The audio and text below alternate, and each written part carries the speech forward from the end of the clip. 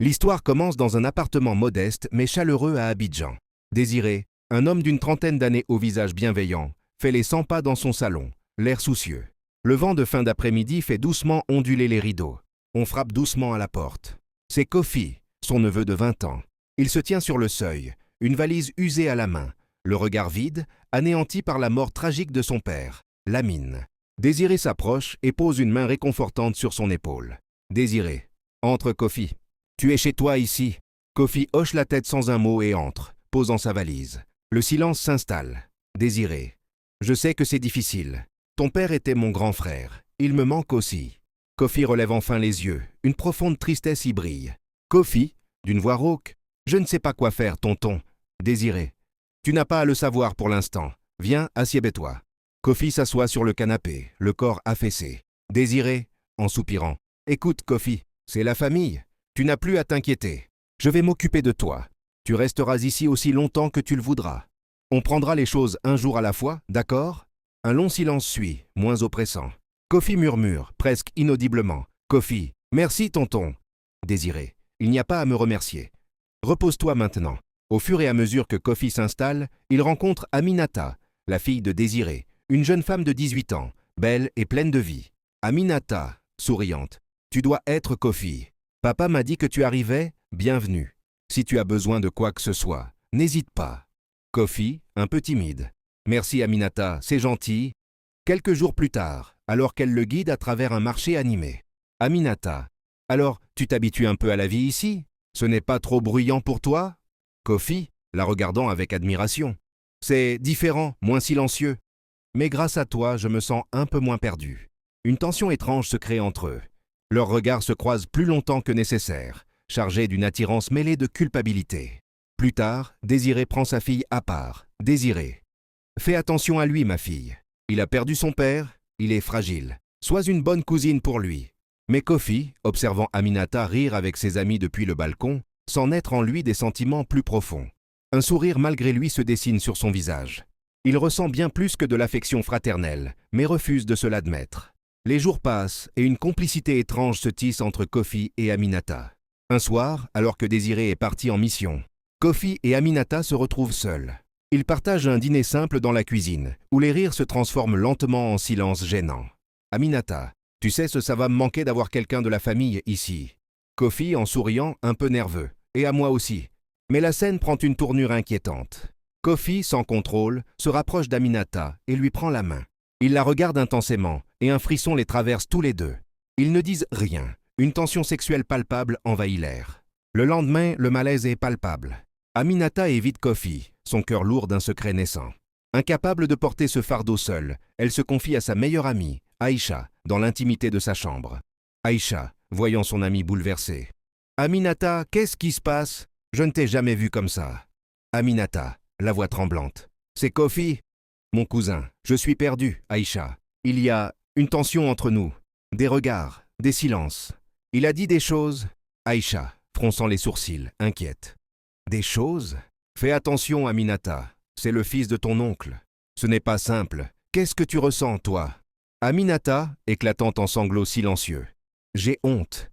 Je suis terrifiée. Mais quand il me regarde, je suis confuse. Une partie de moi ne le repousse pas. » Les mots d'Aïcha apportent un réconfort fragile, mais ancrent la réalité de la situation. Le secret est maintenant partagé, mais le danger reste entier, laissant Aminata encore plus consciente du gouffre qui s'ouvre devant elle. Quelques semaines passent. Aminata remarque des changements dans son corps. Fatiguée, prise de nausées, elle finit par faire un test de grossesse. Le résultat est positif, horrifiée. Elle fond en larmes, seule dans la salle de bain.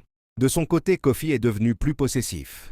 Rassemblant son courage, elle décide de lui parler. Elle le trouve dans le salon, et avant même qu'elle puisse dire un mot, il sent sa panique. « Aminata, la voix brisée. Kofi, il faut que je te dise quelque chose de grave. Kofi, l'interrompant, son calme est terrifiant. « Tu es enceinte? Je m'en doutais. » Aminata, sous le choc. « Mais, comment? Qu'est-ce qu'on va faire? » Kofi s'approche, un sourire froid aux lèvres. « Tu ne vas rien faire. Nous allons continuer comme si de rien n'était. Ce sera notre secret. Personne ne doit savoir, Aminata. Surtout pas ton père. Tu imagines le chaos? Tu ne voudrais pas lui faire ça, n'est-ce pas? » Ces mots la glacent. La menace est claire. Aminata comprend qu'elle est prisonnière. Le secret est devenu une arme contre elle, et son avenir, un piège incertain.